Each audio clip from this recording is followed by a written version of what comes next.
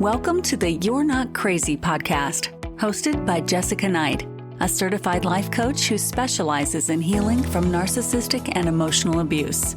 This podcast is intended to help you identify manipulative and abusive behavior, set boundaries with yourself and others, and heal the relationship with yourself so you can learn to love in a healthy way. You can connect with Jessica and find additional resources, content, and coaching at emotionalabusecoach.com. Hello, and thank you for being here. Before we dive in, I want to go through the fine print and share how we can work together. Because healing from this kind of pain takes a lot more than time. It takes the right kind of support. I work with people entangling themselves from emotionally abusive relationships, coercive control, trauma bonds, high conflict co-parenting dynamics, high conflict divorce, and if you're at the beginning of the road and wondering what divorce would look like. I offer one-on-one coaching at every stage. If you're still in the relationship, if you're unsure if it's abuse, if you know it's abuse but you're having trouble understanding what that looks like, or what to do with it, I can help you name what's happening, start setting boundaries that work for you, and figure out what you need. If you're thinking about leaving, we'll explore what that might look like in a grounded and personalized way. If you're navigating divorce or custody or co-parenting with a high conflict person, I can help you document, strategize, and stay emotionally anchored, especially when you're being gaslit, discredited, and re-traumatized by the legal system. If you've already left and you're stuck in the trauma bond, or if you've been discarded and struggling to feel like yourself again, I can help you rebuild self-trust and reconnect with your own nervous system in a way that actually feels doable. Everything I do is highly personalized. I don't walk you through a one-size-fits-all program. I listen, I reflect, and I guide you based on what you're facing right now. And some people work with me through a one-time validation call, which is offered on my website, where we zero in on one issue you're struggling with and start to untangle it together. Others work with me on a weekly or bi-weekly basis, depending on what's going on in your specific situation. And this is especially helpful when healing from emotional abuse and also in divorce. If you're curious about starting, I offer a $25 intro call, which if you listen to my older episodes, I call it a clarity call. It did used to be free, and I talk about it at a later episode, but really a lot of people were no-showing to those calls, and that was taking away time from clients that I do work one-on-one with. And so if we move forward, I just take that fee and apply it to your first session. That intro call is just for us to get on the same page so you can share what's going on for you and I can share how I might be able to help. I only take a limited number of those calls per month because one-on-one coaching is the core of my work. Out of all these offerings that I have, one-on-one coaching is the thing that I do the most, and I do it 6 days a week most of the time, 5 to 6 days a week. And so if my calendar looks full and if there's not a time that you can get in, you can email me at jessicaknightcoaching.com, and I always try and make space where I can. And I may also always have a few openings from one-on-one client reschedules. You can also explore self-paced courses and toolkits at jessicaknight.thinkific.com, including Divorcing a Narcissist 101 and the Emotional Abuse Breakthrough course.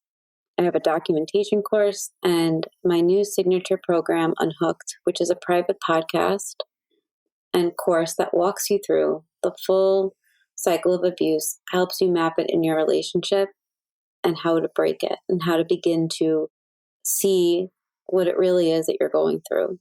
If you want ongoing support in a more flexible way, you could always check out my Substack at jessicaknight.substack.com.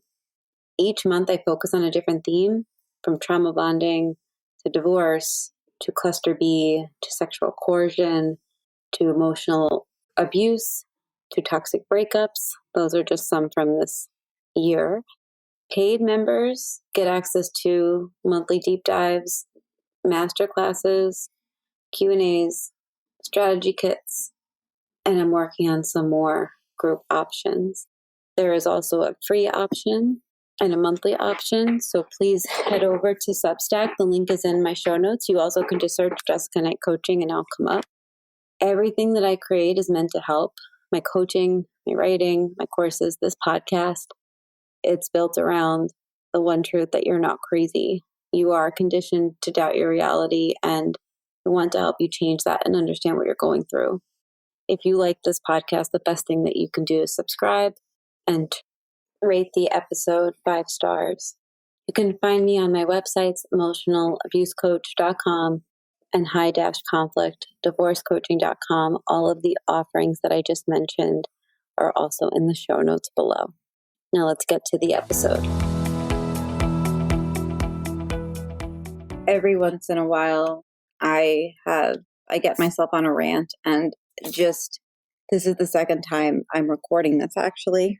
Third time, because one got deleted and one was way too ranty and I felt very unhinged after. And then I was like, I can't release that out to the world, but I think it will make sense why it made me angry, and also why this topic feels important to just not release something that feels messy, even though it felt super authentic, but to kind of take a second and think about it and think about the larger themes. And so a client of mine sent me this TikTok video that has over 500,000 likes at the time of recording. By the time I post this, after the holiday season, it's likely going to have more, because I'm recording this on December 20th.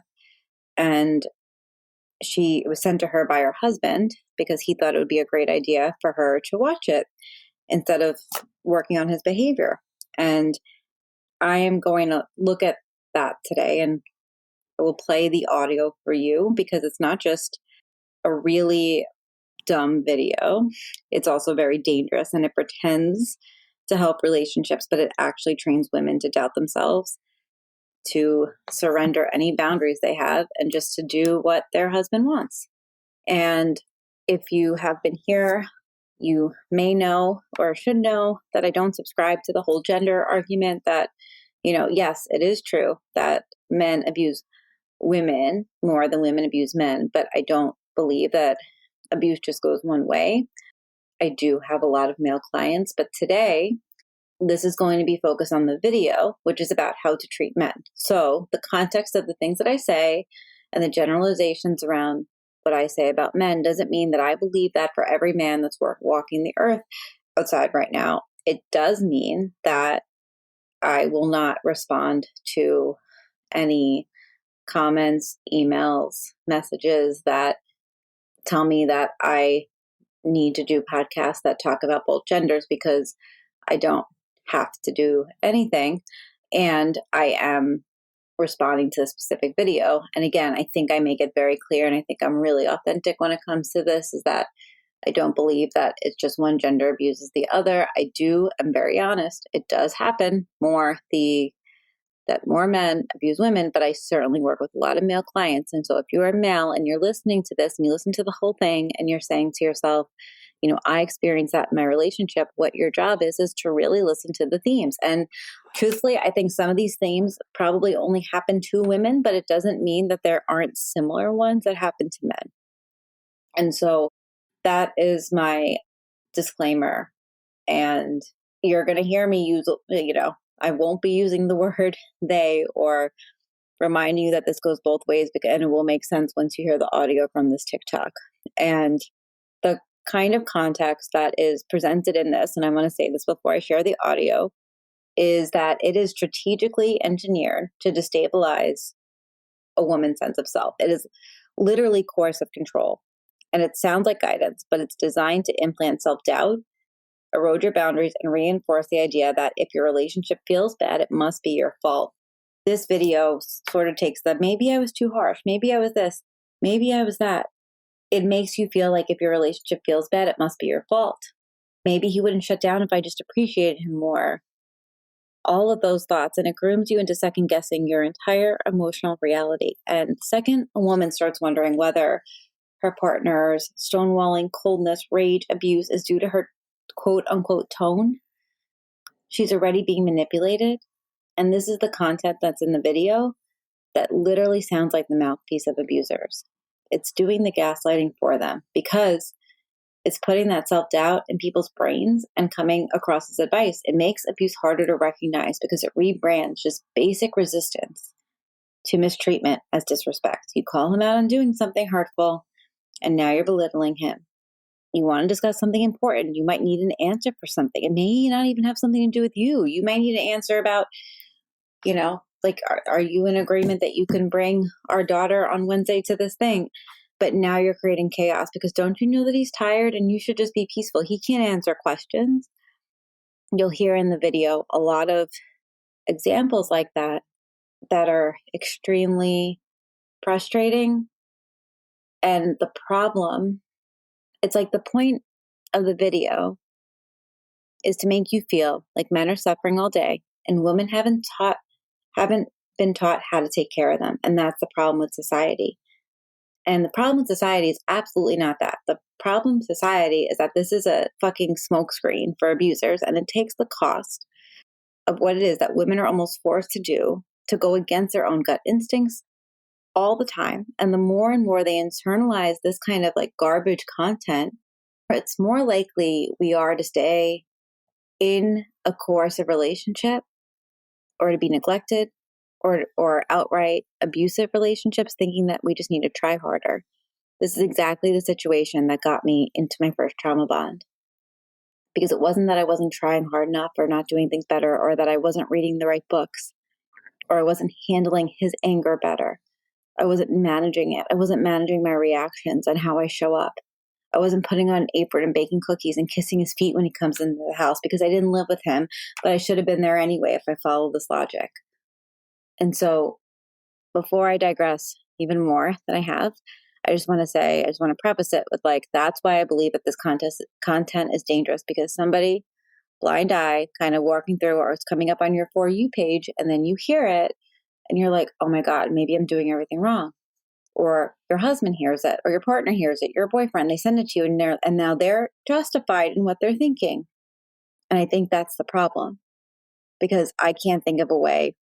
I don't see any path to neutrality from where this video goes. And so I'm going to play it and I'll put it in the show notes. Here it is. Men don't need a lot. They just need the right things consistently. And when a man feels fulfilled by his woman, he becomes the most loyal, grounded, and devoted partner you will ever have. Let me break this down. The 5 things that matter the most. Number 1 is respect. This is number 1 for a reason.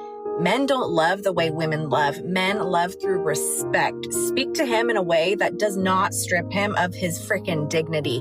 Do not belittle him, nag him, or question his competency when he's trying. A man who feels respected gives everything back tenfold. Number 2, peace. Men go to war in the world every single day. They deal with certain pressures, expectations, and responsibilities that women never see. When he comes home, he's not looking for more chaos. He's looking for calm energy and a woman who isn't constantly in fight mode. Be his peace, and he will protect that peace with his life. Number 3, appreciation. Men don't hear thank you enough. They notice every little thing they do because they do it for you. His effort doubles when you actually acknowledge it, not with some exaggerated praise, just genuine gratitude. A simple, I love how you handled that, or I really appreciate you, goes to his soul. Number 4, affection and intimacy. Men need physical closeness to feel emotionally connected to you. So touch him, kiss him, make love to him, initiate it sometimes. Make him feel wanted, not tolerated. When a woman gives her man affection freely and confidently, his loyalty is locked in. Number 5, admiration. Let him know that you see him. You notice who he is. You believe in him.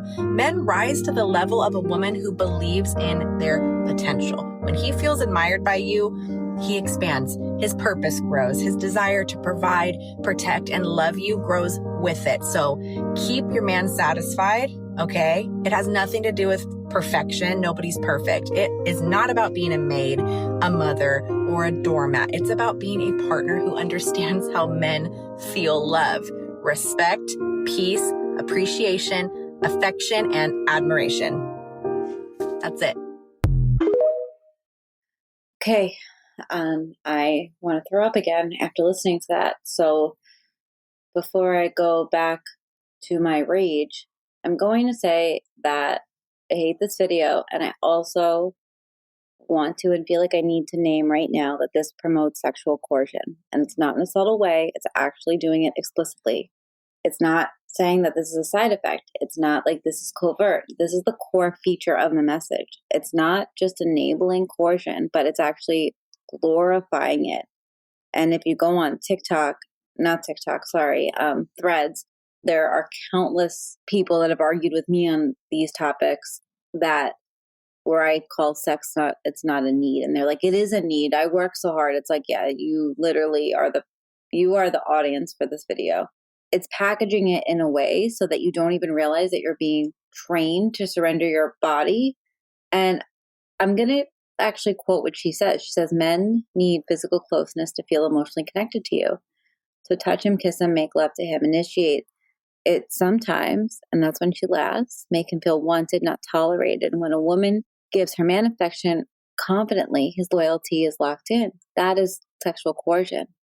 And I'm going to dissect it further because I think that this is really important. He needs physical closeness to feel emotionally connected. That's manipulation. It makes sex into a currency because it's saying he can't connect with you unless he's being satisfied. And so if you're withholding sex because you're tired, angry, grieving, working, ill, simply not in the mood, now you're responsible for the emotional disconnection in the relationship. And I just want to be clear, I don't actually think people withhold sex. I think they think, I don't want to have sex, so I'm not doing it. It pressures people into ignoring their own emotional and physical states because it convinces you, no, you are not doing the right thing. It's basically saying this is what you need to do. And that means that if you're not enthusiastic, he'll feel unwanted. And we don't want him to feel unwanted because if he's unwanted, he's going to cheat and leave. So you have to do these things. And that's clear, right? That's what this video is promoting. And I think that that's one of the parts, and that's the part I need to name first because I feel like it's one of the most dangerous parts because it's not romantic. That's not mutual. It's also, notice it's not framed as mutual intimacy matters in a relationship. It's framed as, if you don't do this, he won't feel loved. That's your fault. And what so many women are conditioned to believe, then we have to uncondition ourselves, is his emotional connection depends on my body. And so if I'm tired, grieving, sick, overwhelmed, not in the mood, too bad. Now I'm the reason that something's wrong and he's not satisfied. It's all my fault. That is psychological coercion. And it turns sex into this emotional currency. So you start having sex not because you want to, because you're scared of what will happen if you don't. And that's where it gets really deeply dangerous, because when we stop asking ourselves, do I want this? And start asking, what will happen if I don't? That's when we begin to abandon ourselves. That's when we start training our bodies to disconnect, to perform, and to endure. I can't tell you how many women, myself included, have disassociated during sex just to get through it, just to survive the emotional fallout, because we've been taught that if we say no too many times, or seem uninterested, or don't initiate enough, we're the reason that they're cold or distant or cheating. And it doesn't stop there. I've literally had clients tell me that they were in cancer treatment and they were getting told that they're not showing up to the marriage because they weren't having sex because they didn't want to, because of course they didn't. There's a line in there, make him feel wanted, not tolerated. It's not just saying you have to show up sexually. It's saying you have to do it enthusiastically. If you do it out of obligation, you're cold. If you do it without joy, you're rejecting them. If you do it at all, you're the reason he strays. It's not just about saying yes. It's about doing what they want when you feel like nothing.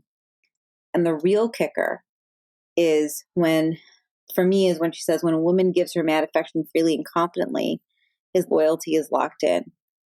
That pressure is already embedded in the relationship. And this is how women learn how to override our own consent. And it's how we get trained out of our own instincts, because we stop asking, am I okay with this? And we start asking, what version of me do I need to become to keep him happy, or to keep the tension low, or to keep him from being abusive. Like, keep him calm enough. And what scares me most is that I'm an adult and I can hear this and name it. I can see it. Like, when my ex-partner told me, well, he told me this at a time that I literally couldn't have sex because I slipped a disc in my back and I was having a hard enough time walking comfortably, let alone having a penis hit exactly where my slip disc was. And he said, that's when he told me the whole podcast thing I mentioned earlier about like 90 minutes of sex, 90 minutes of one-on-one comfortable conversation. And I was like, so what are you saying? And he said, well, I just think that's something we should try. And I'm like, really? Is that really honoring where my body is right now and what I'm saying that I need and that I want and where the conversation has been going? And it turned into that he didn't feel appreciated. And I said, well, I don't feel respected because I'm, again, can barely walk comfortably. And you're finding different ways to pressure me into having sex. And then he asked me to listen to the podcast. And I remember just feeling like, no, I'm done. But at that point, I knew what sexual coercion was. But when I didn't know what it was, I fell into the bucket of thinking that sex was a need years ago. When I was in my 20s, I had sex with a lot of people that I didn't really want to have sex with. And at times, I didn't want to have sex. And when I was a teenager, I was pressured into it. And so when I think about TikTok audience and girls who are 15, 16, 17, hearing this as truth, it's like if they don't, maybe they miss signs. Maybe they take it in. Or even the women who are already in trauma bonds, and this sounds familiar, this message lands because we've been told our whole lives that love is about being enough for somebody else when it's not. That's the danger of this video, is that not only is a partner sharing it with their partners, now they have this, 2 minutes and 30 seconds to say, see, I'm right. Look at it. And a lot of times, especially when we're learning like what is actually happening, because nobody wakes up and is like, today I'm going to go and get an abusive relationship. We get into these relationships and then we have to find our way out of it. And a lot of times that's unlearning a lot of what we have maybe been conditioned to know our whole life. And the danger is that when someone uses your desire, your body, your empathy as proof, and they're putting that on you and they're putting like now a sexual, what they want sexually on top of you too, that's control. And, I am absolutely done pretending that that's okay, especially being the mom of a daughter who's nowhere near that age. But I never want her to experience what I experienced and what I have heard others experience and what I know she can experience. I wanted to start with the sexual coercion piece because I think it's really important. I think it's the one thing that when I listen to that video, there's some things we can molarize at. That's the one that I think would hit more of the population than not. But I am going to continue to unpack this because I think it's important. I want to take a tiny step back and talk about why I feel like this video in particular is quite dangerous. And so, like I said earlier, it's really meant to destabilize a woman's sense of self. It really is like that whisper. It must be your fault if things go wrong. And so if I look at the 5 must-dos that she mentions, what I hear is never hurt his ego, always cater to his needs, emotional and sexual, and keep your own life invisible. That's the message. It promises that if you do all of this, he'll become the most loyal, grounded, and devoted partner that you ever will have. And if you're wondering what's missing in this story, it's the actual fact that the female is a person. She is responsible for everything he's responsible for and everything she's responsible for and the health of the relationship. This advice is obviously extremely one-sided, right? And like it positions a relationship as this one-way street of service. It's the women's own needs, feelings, and boundaries don't exist at all in the script. And in fact, the entire list actually defines worth as being a utility to the man. Her career, her stress, her children, her opinions, they're ignored. Instead, it teaches her to edit herself into this perpetual smiley character emoji. And that's not a message that in almost 2026, I believe should be promoted. Because the fact is, there's tons of comments on this. And so when I look at like the main problems of it and the main problems of these messages that we really internalize, is like you notice that none of the 5 things asks the man to respect the woman, to be her piece, to appreciate her. It implies women should just be beautiful prisons for men's feelings. And in a healthy relationship, both partners actually have give and take. But this video flips it. A good woman is like a robot programmed to keep the men happy. No questions asked. Boundaries become disrespect. If you set a normal limit or express an emotion, it's rebranded as betrayal. For example, calling out something hurtful makes you belittling him or creating chaos. If you say, I'm hurt, the response is, see, you're not being peaceful enough. That is literal gaslighting. It shifts the blame onto the person who spoke up. And in the transcript, you call him out on something hurtful, and now you're the problem. In other words, your feelings are twisted into disrespect. The TikTok also frames women's empathy in labor as her duty, not a gift. Being his piece or appreciating him requires endless energy. Yet society has taught women to do all the unseen work already. We literally run households like CEOs, planning every meal, appointment, managing kids' emotions, bills, laundry. And that's all treated like background noise. And then the video expects this person to come home, throw a party for her partner, all while smiling. It's insulting and it's exhausting. And why is that the narrative? Especially when so many people, especially so many of my clients, are working as well. A lot of them are also the breadwinners. You ever notice how men just get to do one thing at a time and they get like all the applause in the world? Women are usually thinking 12 steps ahead, constantly spinning plates while everyone else, keeping everybody else's needs afloat. The dishwasher is running, but your brain is on all these other things. But it's being framed in a really disgusting way because the person who made this literally says, men are at war all day. And I'm like, are we in the 1940s? Like is this really what we're talking about here? Like men are at war because they have to hold a job? You have any idea how many men don't hold jobs? But I also was like, this is actually crazy. Like it is actually crazy that it's being framed this way. What about the women that has a job? So if I'm following this, we're already being told not to question somebody because they're wrong, because their ego is so delicate, and that accountability will feel like disrespect. So basically, this isn't about healthy or mutual respect at all. It's just about silencing us. Because the idea that men will love us through if we show up for them, that's not respect. That is trying to manipulate us into believing that we're respected. I've never been more disrespected than by some of my ex-partners. It teaches women to literally walk on eggshells because we're being told here, internalize your feelings, because if you say anything wrong, you're causing chaos. You need to be happy when they come home. So your job is to be this emotional punching bag. And if you're upset, it's chaos. If you're critical, you're in fight mode. That's not reality. And I think that the point that they continuously make about men go out in the world to war every day for going to work, really? It's war? You mean work?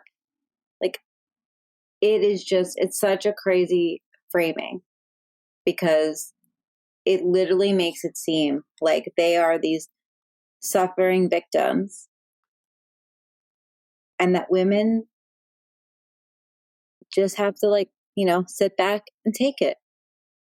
And I'm upset that the message sends people, I'm upset about the message it sends to people because most times when I have a client come to me, they've already spent years putting themselves into boxes they can't even breathe in. And this narrative teaches women really to mother men. all of the labor, the emotional labor is on them.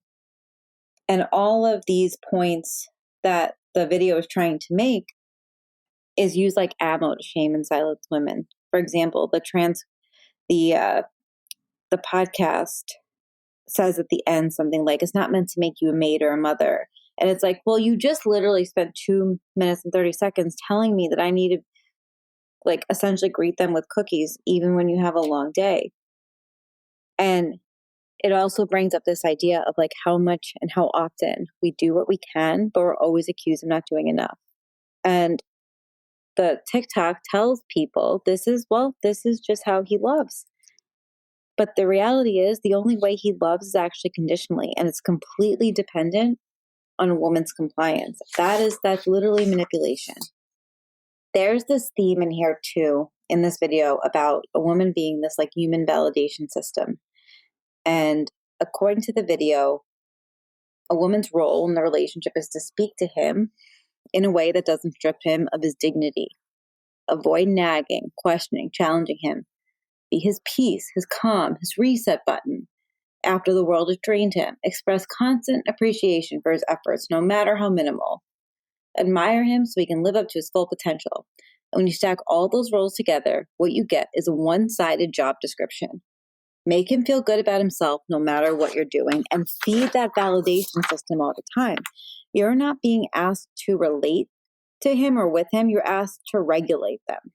You become this emotional thermostat for the relationship, expected to keep everything at a comfortable temperature so he never has to deal with the discomfort of reflection, accountability, being challenged, dealing with his own shit. That is not love. That's not partnership. Here's the problem with being somebody's human validation system. You're no longer allowed to have a bad day. You're no longer allowed to offer feedback or to ask a question. You can't make a mistake because everything you do gets interpreted through the lens of, does this make him feel good about himself? And in healthy relationships, partners see each other as equals. They can co-regulate in moments of stress and be there for each other, but they don't rely on just one person to keep their self-esteem afloat. Being with someone who only feels secure when they feel praised and catered to and challenged is not a partnership. And it's also not a relationship when a woman is getting nothing in return, but you're expected to hold all this weight for them and to just be this endless amount of joy, when I don't know anybody that could do that without fully abandoning themselves. And doesn't mean not be there for the other person. And I'll get to that later, because that's not at all what I'm saying. I'm not saying like almost just like, push it aside and don't deal with it. But what I am saying is what they're describing is not a relationship. When I was listening to this, actually 2 past relationships really were flashing before me, but one of them, I guess it speaks to this human validation system thing. And one winter, I was down with the stomach bug for days, and I don't get sick often, but when I do, I'm down for the count. And I believe that I got it from my daughter, who probably got it from school. So I had an elementary school stomach bug, and it was awful. And we had a snow day, and it was like one of those like last minute, and it was late in the season. And my ex-partner was at home with his kid. We, had our own chaos. I tried to work out the whole snow day plan with him the day before. Like, when is your work? When's my work? Can we do a little like divide and conquer thing here? And I wasn't getting really an answer. I was getting like a, we'll figure it out. And I knew what that meant by now. What I'll figure it out meant, this is going to be chaotic. So what I told myself was, all right, self, you've been home for 6 days with the stomach bug. You're behind on all these things. You just need to make a plan for yourself. And so that's what I did. And that is what would have worked best, because shared plans and times and things were a great idea, really bad in practice. And when I said it, I decided, I kind of took it into the lens of, I'm going to control what I can control. And I said, look, I'm going to keep, Charlotte home today. Oh, forgot to mention he was sick. That's a very core part of the story. He was now sick, not with my stomach bug, but with something else, and like head cold sick. Like, could get through the day, taking cold medicine, but whatever. And so I basically said, like, I'm going to keep, you, Charlotte, home. You focus on getting better. I have a babysitter coming. I need to catch up on a whole bunch of things, and I need to stick to my work. I just intended to do my part, which is take care of like my four walls. And a little later that day, he expressed that he was upset that I made that plan, unilateral plan. And I said, well, I made the best plan for me and my daughter. And then he said, can I stop over during my half-hour break? And I said, in my head, no. But then I said yes. And I said, I can, spend 15 minutes, but I have to throw my laundry in during that time. And so I pulled together tea that I always take when I'm sick, cold medicine. Like I had like some Ritz crackers and stuff, my thermometer that he asked for, and I brought it over, and he asked me to stay longer. And I said, I can't, because this is the time I have and I have to go. And then I left and I got a text saying that he wished that I was kinder. And I was like, what? You could have just left kinder. What does that mean? I was like, what does that mean? Like, I gave you a hug. I gave you all this stuff. I hung out with you for a couple minutes. I had to go. I don't know what could have been more kind. And he said, it just didn't feel like you wanted to be there. And I'm just like, I have been like moving around for 8 hours. Why are you not focusing on the fact that I did come by? Because it wasn't the point. And so 2 days later, he texted me saying, I'm upset. I'm still upset about the other day. You seemed like you didn't want to be there. You just rushed out. And I was so upset because I was like, I really wish I didn't even go, because I clearly said I only had 15 minutes. I needed to switch laundry. I needed to go home. My babysitter needs to leave. I brought him everything he needed, did him a favor, and my reward was that he complained I didn't stay longer. And when I step back and I think about that, I see I took care of myself and my kid, and I got blamed. And I think the message was, underneath all of this, I should have sat around waiting on him instead of helping. Like, instead of doing what I needed to do, I wasn't even helping myself and my kid. I was like literally doing my job and taking care of my kid during a snow day. And one moment I was like being told I'm a loving partner earlier that day when I agreed to go over. And the next I was rushing and not supportive enough. And it felt like I failed no matter what I did. I should have just worshipped the ground that he worked on, apparently, or I'd canceled my entire day and stayed there with him and nursed him back to health after I was just done being sick and I didn't want to be sick again. And also, I had my own world to take care of. And I know the story might sound little, it might sound petty, but I feel like it's very similar to the dynamic the TikTok video endorses. I gave my ex everything I could in a moment, which wasn't enough to him, but it was more than I was able to even do for myself that day. And yet he acted like I didn't do enough. And the problem was never my boundaries. The problem was that I had boundaries in the first place.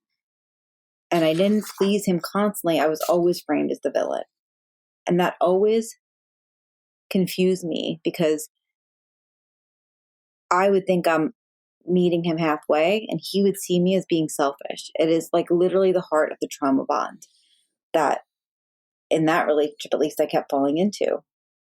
And when I look at this video and think about this video, it really enforces Darbo: deny, attack, reverse victim, and offender.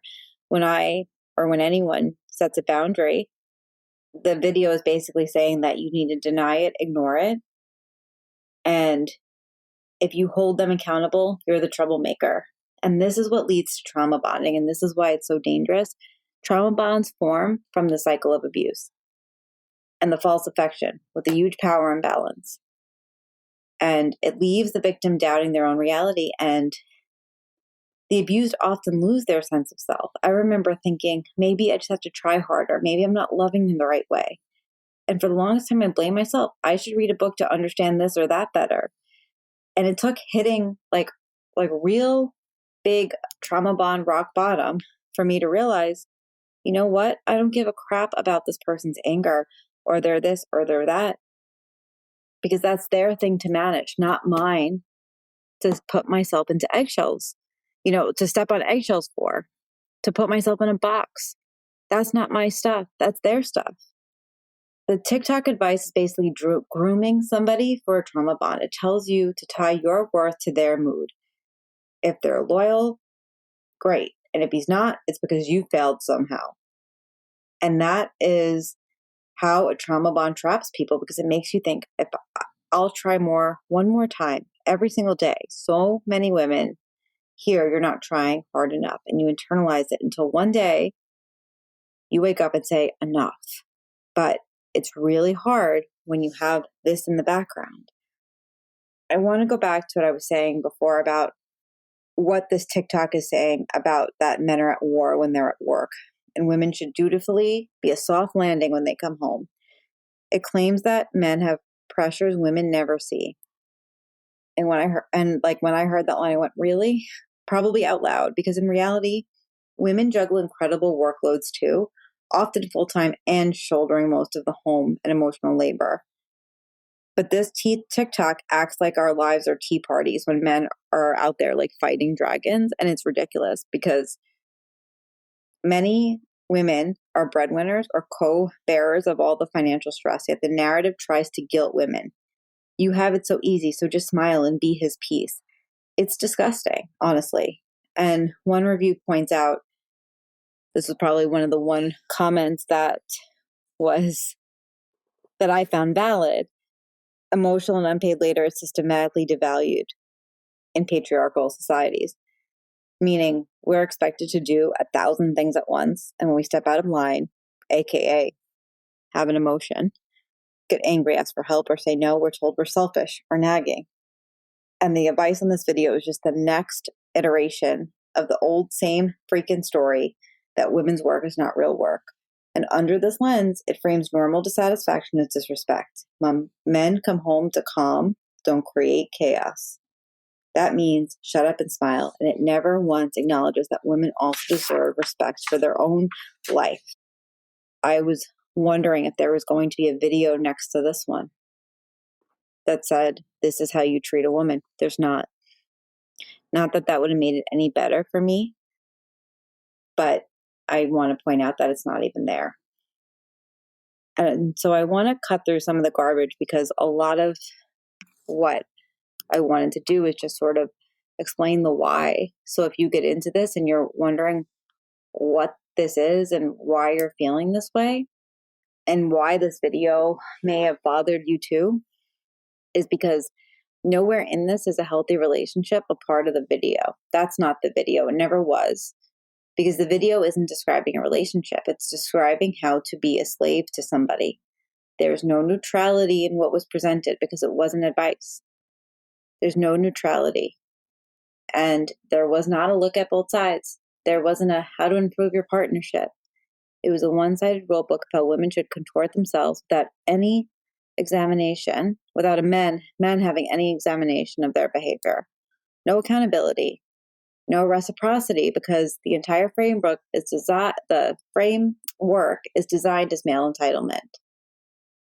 He's the sun, you're the orbit, and your job is to remain in this emotional rotation.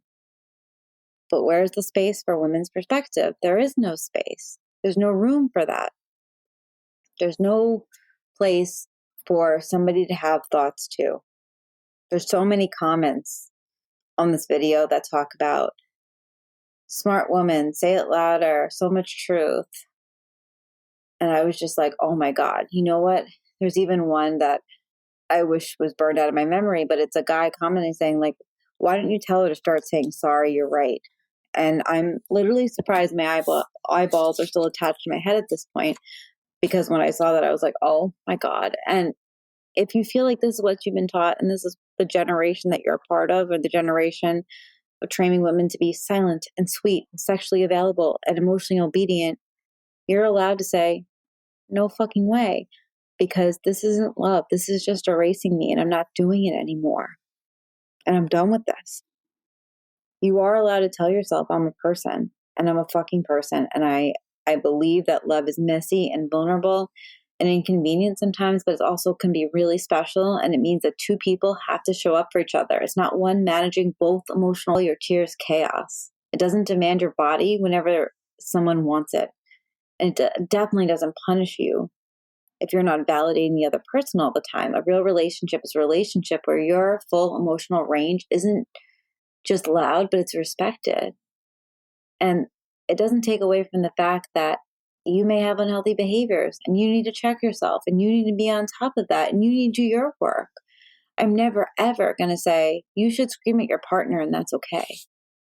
But I'm also never going to say you're not allowed to be sad when you're sad.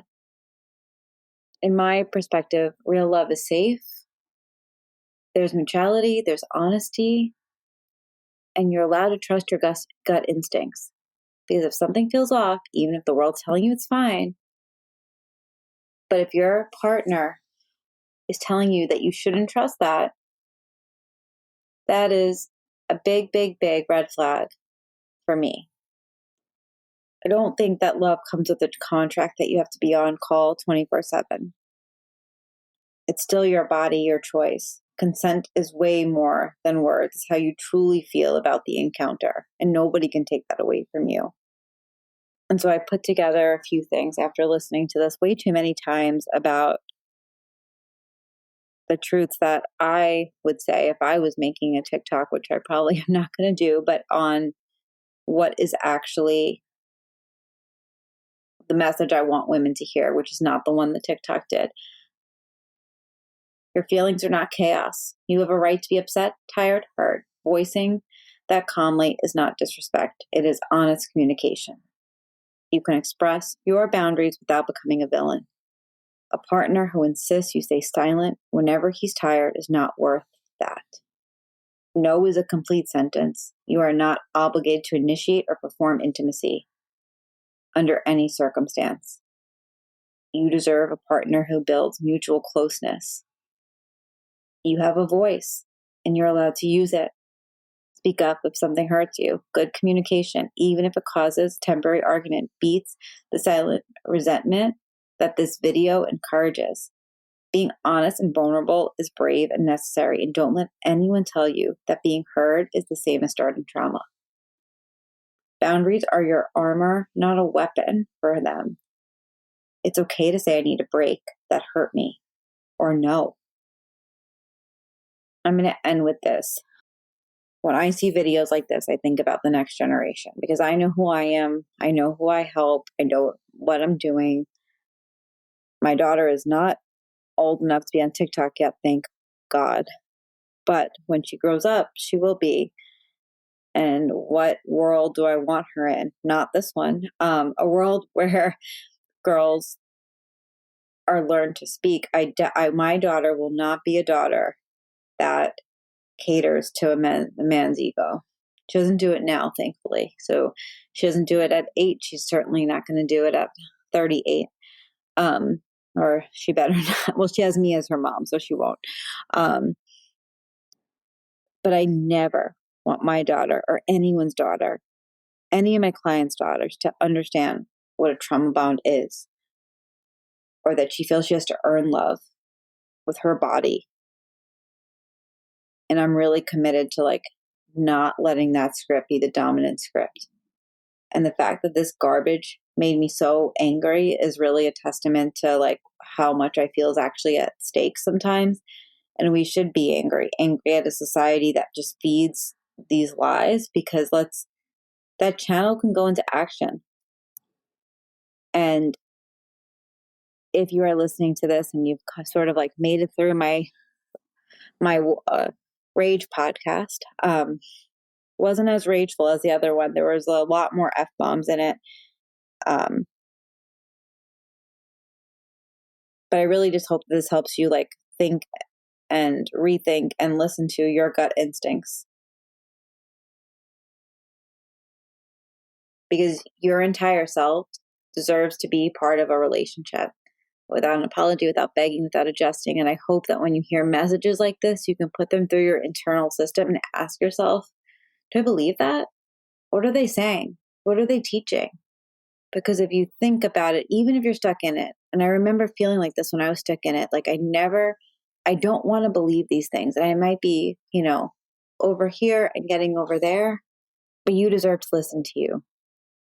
I hope that this was helpful. And if you need support, you always can reach out to me at emotionalabusecoach.com or Jessica at jessicaknightcoaching.com is my email. Really hope that this was helpful.